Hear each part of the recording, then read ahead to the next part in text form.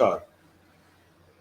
आज हम हाल ही के दिनों में एक्साइज़ रिडक्शन जो पेट्रोल डीज़ल पर हुई, उस तरीके से जो खुदरा व्यापार है इन्फ्लेशन पे उसका क्या असर पड़ा और जिस तरीके से एक्सपोर्ट बैन किए गए शुगर पे, व्हीट पे और भी कई आइटमों पर और फ्री इंपोर्ट खोला गया एडिबल ऑयल, सोयाबीन और सनफ्लावर पे, उसका क्या व्यापक असर पड़ेगा हमारी इकोनॉमी में, इन्फ्लेशन पे और हमारे फिस्कल डेफिसिट पे बजट के गवर्नमेंट के। तो इस बारे में आज हम चर्चा करेंगे।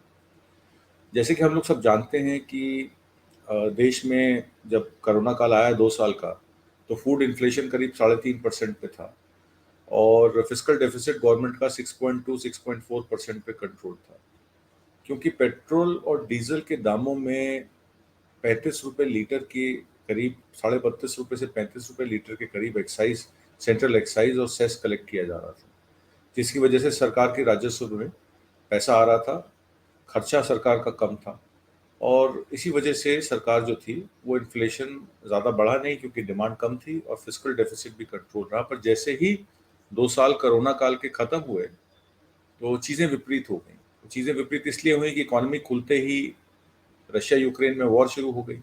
हालांकि हमारे यहाँ एक्सपोर्ट तब किया जाता है जब हमारे यहाँ सरप्लस होता है। गेहूं चावल का उत्पादन हमारे देश में ही होता है। दालों का क्योंकि हम लोग नेफेड से परचेजिंग सिर्फ 20-22 हज़ार करोड़ की करते हैं और कंजम्पशन हमारी जो है वो ज़्यादा है, तो इसलिए दालें जो हैं शुरू से ही, मतलब पिछले 10-12 साल, 15 साल से साउथ अमेरिका से इंपोर्ट की जाती हैं। हालांकि अगर एमएसपी किसानों को मिले तो मूंग की दाल, अरहर की दाल और बाकी दालों पर, दलहन तिलहन पर हमारी डाइवर्सिफिकेशन ऑफ क्रॉप्स हो सकती है। पर क्योंकि सरकार का फोकस दलहन और तिलहन पे नहीं है और क्योंकि तिलहन की वजह से 35 मिलियन टन, मतलब 350 लाख टन की रिक्वायरमेंट है एडिबल ऑयल्स की, जिसमें खाली मात्र 125 मिलियन टन जो है डोमेस्टिक प्रोडक्शन होती है और 250 मिलियन टन जो है इंपोर्ट होती है। उससे हमारा काफ़ी राजस्व का नुकसान भी होता है। अगर ये तिलहन की जो खेती है, अगर हम उसको व्यापक तौर से अगर हिंदुस्तान में करें, इंडिया में करें, भारतवर्ष में करें, तो एडिबल ऑयल्स के लिए भी हम अपने आप को आत्मनिर्भर बना सकते हैं।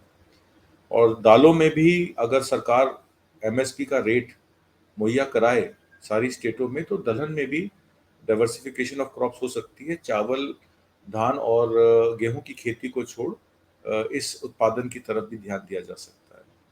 तो जैसे कि मैंने पहले शुरू किया कि फूड इन्फ्लेशन जो है कोरोना काल में 3.5 to 4% पे ही था और सडनली पिछले 2-3 महीनों से रिटेल इन्फ्लेशन बढ़ गया है। और ये रिटेल इन्फ्लेशन बढ़ने के कारण क्या है, आज उस विषय में हम बात करेंगे। आप पहला ये टेबल देखिए। जो फूड एंड एग्रीकल्चरल ऑर्गेनाइजेशन है यूएन से रिलेटेड, वो एक वर्ल्ड फूड प्राइस इंडेक्स जारी करती है हर साल।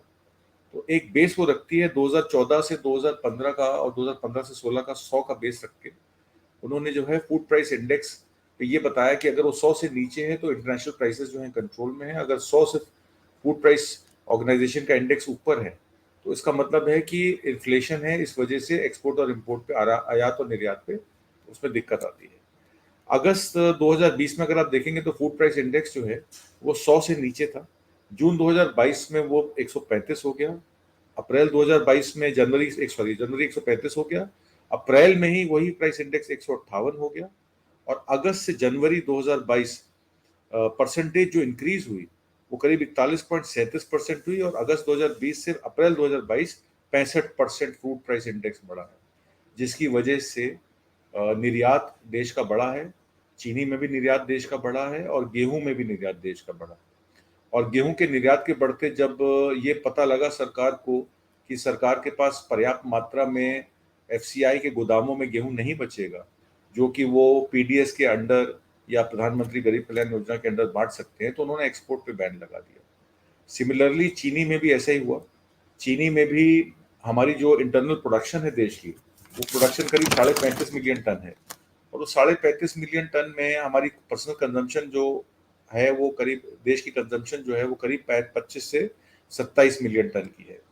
तो 26 से 27 मिलियन टन की अगर आप कंजम्पशन पकड़ लें तो तब भी करीब 15 मिलियन टन, 13 से 15 मिलियन टन बचता है जो हम निर्यात कर सकते हैं। अभी तक 9 मिलियन टन, मतलब 90 लाख टन के कॉन्ट्रैक्ट लिखे जा चुके हैं, जिसमें 7.8 मिलियन टन, मतलब 78 लाख टन के निर्यात हो चुका है। तो अब ये जो रिस्ट्रिक्टेड एक्सपोर्ट पॉलिसी देश ने बनाई कि वो कल को प्रोहिबिटेड हो जाए, मतलब कि आज तो आपने प्रतिबंध आपने उसको उस पर रोक लगाई कि बगैर सरकार के परमिशन के आप एक्सपोर्ट नहीं कर सकते, कल को वो प्रतिबंध लगा देंगे तो जितने भी मिलर्स हैं जो शुगर का एक्सपोर्ट करते हैं और किसानों को एसएपी और एफआरपी पे गन्ने का रेट वैसे भी साल, 1.5 साल, 2 साल लेट मिलता है, अब और लेट मिलेगा या नहीं मिलेगा। अब वो कहेंगे कि अगर एक्सपोर्ट हमें अलाउ नहीं करेंगे, हमारे पास स्टॉक बढ़ जाएगा, तो फिर हम आगे कैसे काम करेंगे। हालांकि सन 2017-18 में देश का जो निर्यात का टारगेट था वो करीब 20 लाख टन का था। 2018-19 में वो 35 लाख टन हुआ और 2020-21 में वो 50 लाख टन हुआ। पिछले वित्तीय वर्ष में 2021-22 में हमने 70 लाख टन का जो निर्यात किया चीनी का, और इस साल हम ऑलरेडी 78 लाख टन कर चुके हैं और 90 लाख टन के कॉन्ट्रैक्ट्स लिखे, जैसे मैंने कहा, और सरकार ने 100 लाख टन पे उसको कैप कर दिया कि 100 लाख टन से अब मतलब 1 मिलियन टन या 10 लाख टन ही और निर्यात हो सकेगा, क्योंकि उनको अंदेशा है कि शायद अक्टूबर में जब सीजन, क्योंकि सीजन जो है चीनी का वो सितंबर से अक्टूबर चलता है, तो अक्टूबर से दिसंबर 3 महीने का जो टाइम होता है क्रशिंग का, उसमें चीनी का उत्पादन कम नहीं होता, क्रशिंग का होता है, तो इसलिए कहीं तो अक्टूबर से दिसंबर रेट ना बढ़ने पाए। अब हमें तो पहले ये समझना पड़ेगा कि सरकार की जो नीतियां हैं वो नीतियां किस चीज को लेकर हैं और उसमें क्या चीज है जिसकी वजह से सरकार जो है ये कदम उठा रही है। तो मैं आपको एक टेबल 2 दिखाता हूँ। हमने कई बार ये डिस्कस किया सप्लाई साइड इन्फ्लेशन क्या चीज़ है, डिमांड साइड इन्फ्लेशन क्या चीज़ है, उसके बारे में हम थोड़ी सी, मैं आपको एक इकोनॉमिक्स बता दूं इसकी, कि सप्लाई साइड इन्फ्लेशन तब होता है जब, जैसे कि मैं समझिए कि किसी चीज़ की प्रोडक्शन करता हूँ और उसमें कोई ना कोई चीज़ इनपुट मुझे खरीदनी पड़ती है, इनपुट खरीदूंगा, प्रोडक्शन उसमें वैल्यू ऐड करूंगा तो प्रोडक्शन करके वो सप्लाई करूंगा। अब मेरी इनपुट कॉस्ट बढ़ गई पर डिमांड जो है वो उतनी ही है, मतलब कि बहुत लोगों में डिमांड बढ़ी नहीं है, डिमांड सिर्फ एसेंशियल आइटम्स की है। क्योंकि मेरी इनपुट कॉस्ट बढ़ गई तो मुझे अपनी लॉस को पूरा करने के लिए, अपने कम होते प्रॉफिट को पूरा करने के लिए मेरे को प्रोडक्शन कम करना पड़ेगा। आज जितनी भी कैपेसिटी प्रोडक्शन है, जैसे कि 70% कैपेसिटी प्रोडक्शन पे अगर इकोनॉमी ऑफ स्केल आती है कि मान लीजिए मैं 100 चीजें बनाता हूँ तब मुझे 20 रुपए का प्रॉफिट होता है। अगर मैं वही चीज 80 बनाऊंगा तो मेरा प्रॉफिट जाहिर सी बात है 10 रुपए रह जाएगा, और अगर मैं 60 बनाऊंगा तो मेरा प्रॉफिट 0 हो जाएगा। तो क्योंकि डिमांड कम है और इनपुट कॉस्ट ज्यादा है, तो मैन्युफैक्चरर को ये लगता है कि मैं ज्यादा प्रोडक्शन करूंगा तो मेरा स्टॉक बढ़ जाएगा, तो उस पर फिर बिकवाली जो है वो मुश्किल हो जाएगी और मेरा पैसा फंस जाएगा। तो अब जो मैन्युफैक्चरर है वो क्या करता है, वो अपनी प्रोडक्शन को कम कर देता है, क्योंकि वो कॉस्ट पुल इन्फ्लेशन है, सप्लाई साइड इन्फ्लेशन है कि इनपुट कॉस्ट बढ़ गई है, इसलिए मुझे अपनी प्रोडक्शन को कम करना पड़ रहा है। तो एग्रीगेट ये आउटपुट में देखिए, ये Y1 से Y2 मैंने अपनी प्रोडक्शन को कम कर दिया, और अगर डिमांड कांस्टेंट है कि डिमांड उतनी है जितनी प्राइस इनपुट कॉस्ट बढ़ने से पहले थी, अगर डिमांड को हम कांस्टेंट रखें तो आप देखेंगे कि प्राइस लेवल जो है P1 से P2 चला जाता है। मतलब कि प्रोडक्शन कम करने से मैन्युफैक्चरर का नुकसान तो होता ही है, क्योंकि उसको प्रोडक्शन कैपेसिटी यूटिलाइजेशन नहीं होती, पर दाम मार्केट में बढ़ जाता है, इसको सप्लाई साइड इन्फ्लेशन कहते हैं। तो यही अब हमारी मार्केट में हो रहा है कि गेहूं के पैदावार में, चीनी की प्रोडक्शन में या चावल की पैदावार में कमी नहीं है। पैदावार गेहूं की पैदावार तो हीट वेव के चलते कम हुई, पर अदरवाइज इस साल तो अनुमानित था ही कि 111 मिलियन टन की जो है वो प्रोडक्शन गेहूं की होगी, पर वो क्योंकि हीट वेव के चलते और शिवलिंग के चलते वो हीट प्रोडक्शन जो है वो एस्टिमेटेड है कि 80 से 90 मिलियन टन ही रह जाएगी। तो 20-25 मिलियन टन काफी होता है, 200 लाख टन की शॉर्टेज हो जाएगी प्रोडक्शन में। बट क्योंकि बाकी चीजों में प्रोडक्शन हमारे नॉर्मल है, उसके बावजूद प्राइस बढ़ रहा है। तो ये क्यों बढ़ रहा है, इसके पीछे क्या कारण है, इसका एनालिसिस करना जरूरी है। जैसे कि आपने देखा कि रिटेल इन्फ्लेशन जो है वो 7.3% से 7.9% पे आ गया, और जो फूड इन्फ्लेशन है वो 8.35% क्रॉस कर गया। अब जब फूड का इन्फ्लेशन 8.35% क्रॉस कर जाता है तो उसमें एक संकट पैदा हो जाता है, लोगों का बजट जो है वो बढ़ जाता है खर्चे पे। क्योंकि आप जैसे देखें कि इस देश में इनक्वालिटी कितनी है कि 10% लोग जो हैं वो 35% इकोनॉमी को चला रहे हैं या उनके पास 35% जीडीपी का हिस्सा है, और जो 50% लोग जो बॉटम 50% है उनके पास मात्र 22% जीडीपी का हिस्सा है। एक 25,000 रुपये सैलरी कमाने वाला आदमी टॉप 10% पे आ गया, तो आप मान सकते हैं कि बाकी लोगों का क्या हाल होगा कि अगर 25,000 रुपये कमाने वाला आदमी देश में टॉप 10% में गिना जाता है और $100 बिलियन कमाने वाला आदमी देश का प्रथम नागरिक गौतम अदानी बन जाता है, तो कितना अंतर हो जाता है कि बाकी जो 70% लोग हैं उनकी आमदन में क्या असर पड़ेगा। जैसे कि मैंने आपको बताया कि खाद्य के सामान में मैक्सिमम कंजम्पशन जो है आदमी के बजट में होती है। गैस के दाम 900 से 1000 रुपये लीटर, 900 से 1000 रुपये सिलेंडर हो गया है। और 60% हमारी जो इनकम है, एक आदमी की नॉर्मल इनकम जो है, वो जो मैंने आपको बताया बॉटम 50% में 60% उनकी इनकम खाने के सामान खरीदने में जाती है। हमने कभी ग्रामीण इलाकों में इन्फ्लेशन नहीं देखा था कि अर्बन एरिया से ज्यादा है, बट अब ये 2 साल में हमने पिछले 1 साल में ये देखा कि जो अर्बन इन्फ्लेशन है वो रूरल परचेजिंग को भी अफेक्ट कर रहा है, क्योंकि इसका मतलब है कि आमदन इतनी कम हो गई है कि रूरल एरियाज में भी जो है लोग अपनी जरूरत का सामान नहीं खरीद पा रहे। एडिबल ऑयल्स में जैसे कि मैंने आपको बताया 17.86% का इन्फ्लेशन है। मैक्सिमम आयात होता है और निर्यात हम कर नहीं पाते। 25 बिलियन टन जो है आयात होता है, उसमें सनफ्लावर ऑयल और सोयाबीन ऑयल, क्रूड ऑयल पे सरकार ने जो है इम्पोर्ट ड्यूटी हटा ली है, क्योंकि उनको अंदेशा है कि इंटरनेशनल प्राइसेस अभी और बढ़ेंगे, जिसकी वजह से इनका और ज़्यादा नुकसान होगा। ये तीसरे ग्राफ में मैंने आपको बताया कि जो रूरल इंडिया में सीरियल कंजम्पशन है, आप देखिए राइस की 57%, गेहूं की 33% और बाकी अदर सीरियल्स की 10%। तो 81.35 करोड़ लोगों को जो राशन बांटा जाता है पीडीएस स्कीम में या प्रधानमंत्री गरीब कल्याण योजना में, उसमें मैक्सिमम कंजम्पशन जो है चावल और गेहूं की है और बाकी अदर सीरियल बाजरा जौ वगैरह की 10% है। तो ये मामला है इसका।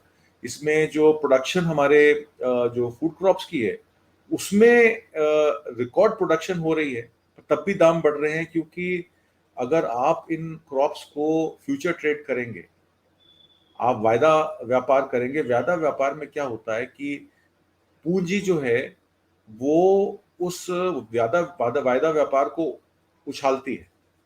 कि मतलब कि अगर रिकॉर्ड प्रोडक्शन है और कंजम्पशन के लिए पर्याप्त है, उसके बाद भी अगर दाम बढ़ रहे हैं, तो इसका मतलब है कि उसमें वायदा व्यापार के जरिए उसको स्टॉक स्टॉक होल्डिंग किया जा रहा है। और जितने भी ये स्टॉक होल्डर्स हैं, यही ये कमोडिटीज के बाजारों को चलाते हैं। ये वायदा व्यापार में दामों को बढ़ाते गिराते हैं और लोगों को एक महंगाई की तरफ धकेलते हैं। तो ये वायदा व्यापार से एसेंशियल कमोडिटीज को हटाना चाहिए। किसानों ने एसेंशियल कमोडिटीज एक्ट की असीमत भंडारण की लड़ाई लड़ी, आपने जैसे कि देखा किसान आंदोलन में। तो इसी से जरिए ये वायदा वायदा व्यापार को खत्म करना चाहिए, जिससे कि एसेंशियल कमोडिटीज में होर्डिंग कम होने पाए और प्राइसेस ना बढ़ने पाए। और प्राइसेस जैसे कि मैंने आपको बताया, पिछले रिकॉर्ड प्रोडक्शन के बावजूद 60% प्राइस जो है वो गेहूं का बढ़ा है पिछले 3 सालों में। 54% जो है वो इसका मक्के का बढ़ा है। 41% एग्रो प्राइस इंडेक्स में टोटल इंक्रीज हुआ है, जैसे कि मैंने आपको पहले टेबल में दिखाया। तो ये कॉन्ट्रैक्ट फार्मिंग जो है, ये फ्यूचर होल्डिंग को, वायदा व्यापार को बढ़ावा देती है। और कॉन्ट्रैक्ट फार्मिंग के लॉ के अगेंस्ट भी हम लोगों ने एक लड़ाई लड़ी थी। तो उस लड़ाई के लड़ने का प्रमुख कारण यही रहा था। और जैसे ही इकोनॉमी खुली और आपने देखा कि किस तरीके से मार्केट में प्राइसेस फिर से बढ़ने शुरू हो गए। जो इसी तरह कपास में राजकोट में एपीएमसी मंडी में 12,250 रुपये कुंटल का रेट चल रहा है, जबकि पिछले साल यही दाम जो है 6300 रुपये था। मतलब कपास में जो एक एसेंशियल प्रोडक्ट है, जो प्रोडक्शन में काम आता है कपड़ा के, वो उसका दाम डबल हो गया, 6300 से 12,250 हो गया। जबकि 20-21 की हमारी प्रोडक्शन जो है 353 लाख बेल 170 किलो ईच की हुई है। और हिंदुस्तान में प्रोडक्शन में सबसे नंबर 2 पे है, एक्सपोर्ट में इंडिया और ब्राजील के बाद नंबर 3 पे है।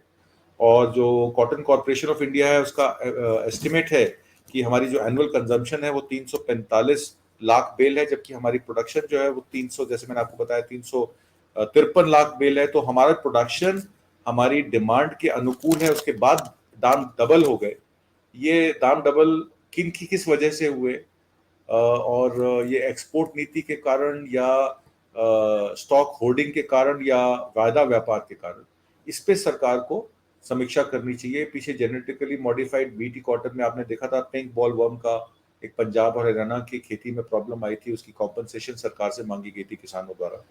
तो एक्सपोर्ट हमारा करीब 78 से 90 लाख बेल हुआ 2021-22 और 22-23 में। 78 लाख बेल हुआ हमारा 21-22 में, और 22-23 में 40 लाख बेल हुआ।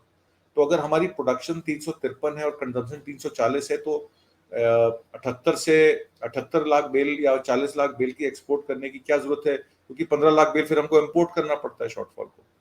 तो ये सब चीजें सरकार को देखनी चाहिए। एक्सपोर्ट नीति वहां देखे जहां अब चीनी के दाम, जब चीनी में रिकॉर्ड प्रोडक्शन है और चीनी की रिकॉर्ड प्रोडक्शन 35.5, जैसे मैंने आपको बताया 35.5 मिलियन टन है, और हमारी कंजम्पशन जो है वो खाली 350 से 360 लाख टन ही है। तो हमारे पास अगर 15 लाख टन का अगर माल एक्स्ट्रा है, तो हमें उस 150 lakh ton, sorry 150 lakh ton में हम अपनी 100 लाख टन की कैप क्यों लगा रहे हैं? 50 लाख टन की चीनी हम स्टोर क्यों करना चाह रहे हैं? वो इसीलिए कि आगे हो सकता है अक्टूबर से दिसंबर में प्राइस इंक्रीज हो।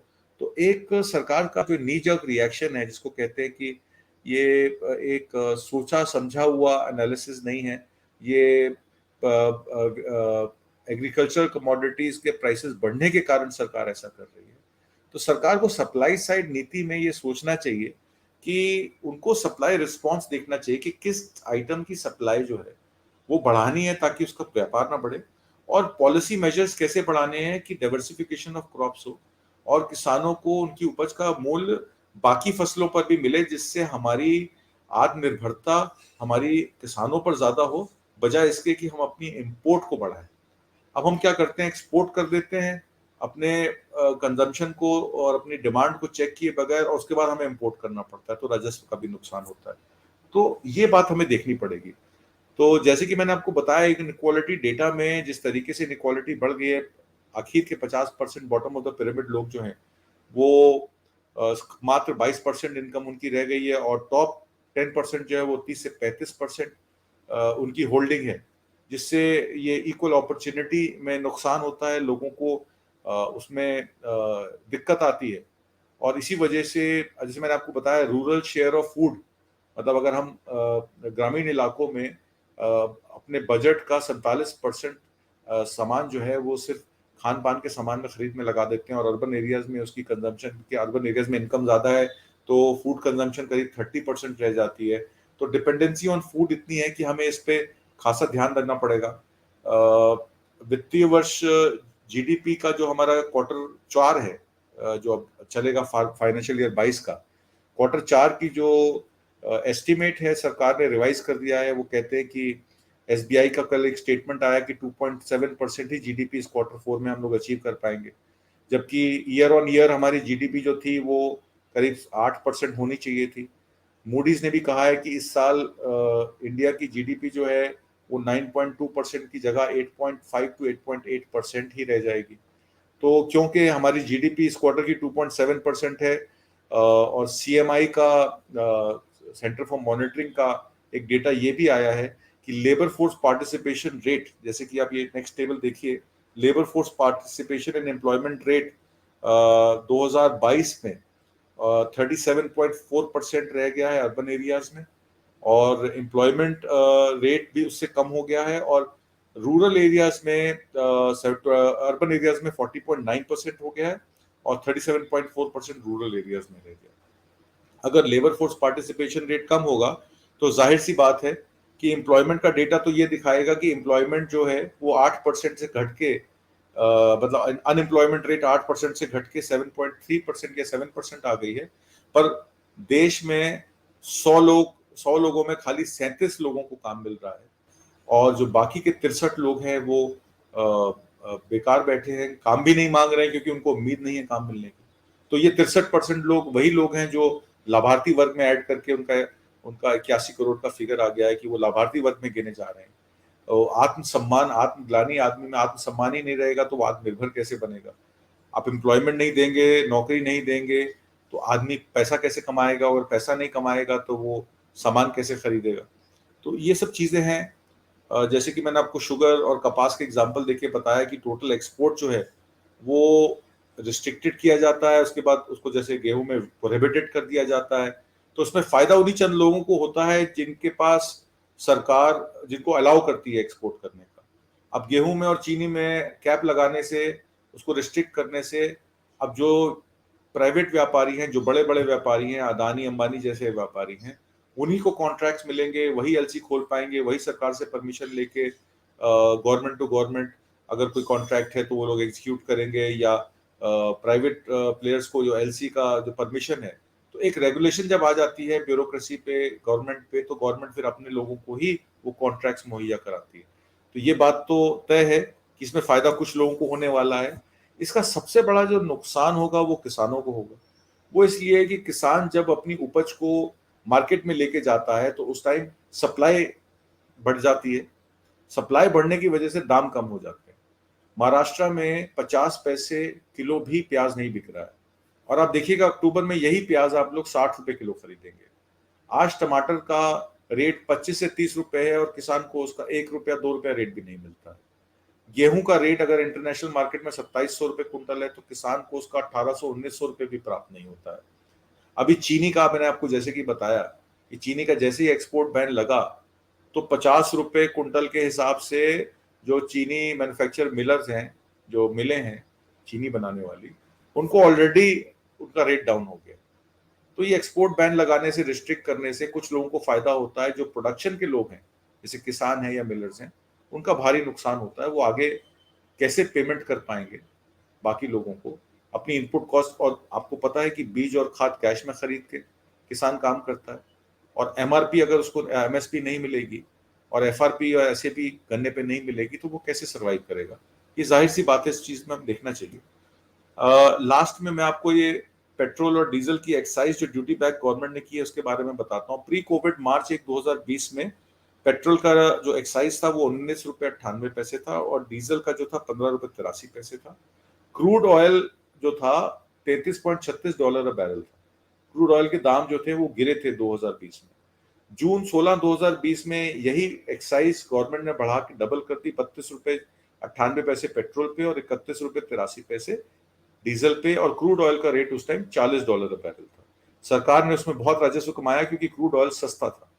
मई 2022 जब उन्होंने पेट्रोल और डीजल का दाम घटाया है तो पेट्रोल का दाम 19 रुपए 90 पैसे, मतलब एक्साइज ड्यूटी जो है 19 रुपए 90 पैसे रह गई, और डीजल की 15 रुपए 88 पैसे रह गई, जबकि क्रूड ऑयल $33.36 बैरल से $107.36 बैरल हो गया। मतलब कि पेट्रोल की प्राइस जो प्री कोविड थी वही इन्होंने पोस्ट कोविड 2 साल बाद मई 22 को कर दी। 110 रुपए से 95 रुपए पेट्रोल का रेट आ गया और डीजल का रेट 98 से 89 रुपए आ गया। मतलब कि जो बीच के 2 साल गए जिसमें आप कहिए कि 3.5 लाख करोड़ का 3.6 लाख करोड़ का फ्री राशन बांटा गया, या 1.25 करोड़ रुपए की फ्री वैक्सीनेशन ड्राइव रन की गई, तो वो पैसा इसी एक्साइज से आया। अब जो प्री कोविड प्राइसेस थे वही पोस्ट कोविड प्राइसेस हो गए, पर उससे इन्फ्लेशन बढ़ने की वजह से वो जो एक आम आदमी पे मार पड़ी हुई है वो मार अभी भी बरकरार है, वो कम नहीं हुई।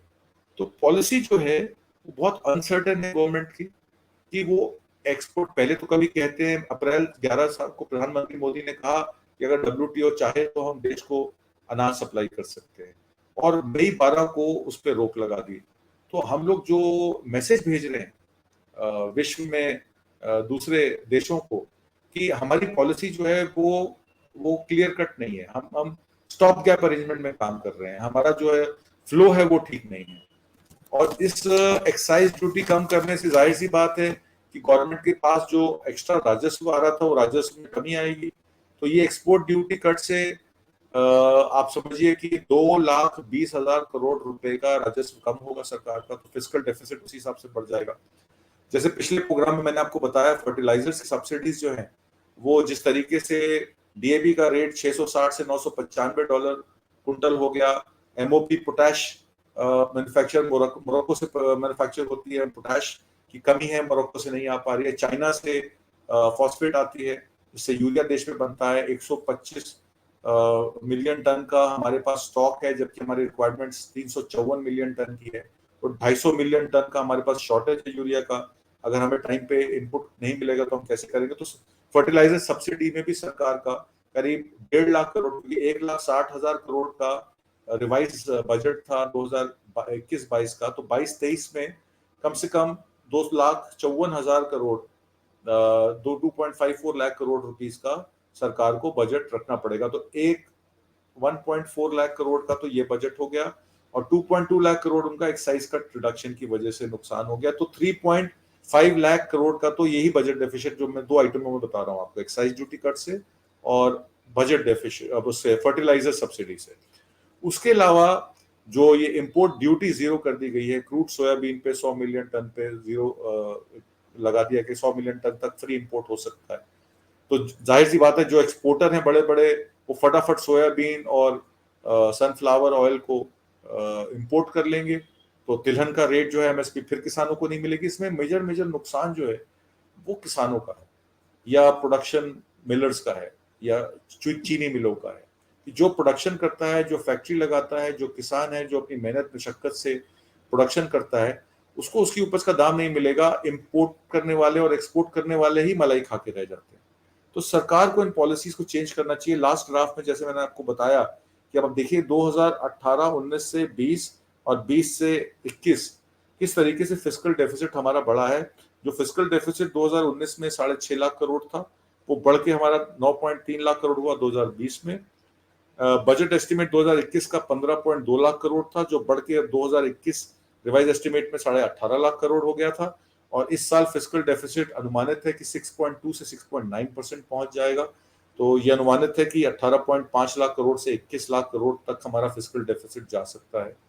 तो आर्थिक संकट के चलते और खाद्य संकट के चलते और देश में एक व्यापक व्यवस्था के संकट के चलते हमें हमारी सरकार को इन सब चीज़ों पे सचेत होना पड़ेगा।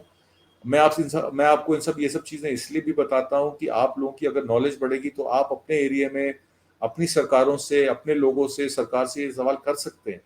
और वहाँ के जो आपके अफसर अधिकारी हैं उनसे भी सवाल कर सकते हैं कि अगर आप हम लोगों को जीविका में हमारी जीविका ही ले लेंगे और हमारा और हमें आत्म सम्मान की जिंदगी देने से वंचित कर देंगे, तो देश ये आत्मनिर्भर कैसे बनेगा? देश लोगों से बनता है, देश सरकारों से नहीं बनता है। और जब तक हम ये नहीं सोच लेंगे कि सरकार को देश के लोगों के बारे में सोच के देश को एक प्रगति के पथ पर लेकर जाना है, आत्मनिर्भर बनाना है और आत्मसम्मान भी लोगों का जो है वो मैनेज करना है, तब तक ये प्रॉब्लम्स नहीं सॉल्व होंगी। इन्हीं सब विचारों के साथ मैं अब आपसे इस हफ्ते विदा लेता हूँ। अगले हफ्ते फिर किसी नए सब्जेक्ट पे हम लोग वार्ता करेंगे। तब तक के लिए मुझे आज्ञा दीजिए। नमस्कार।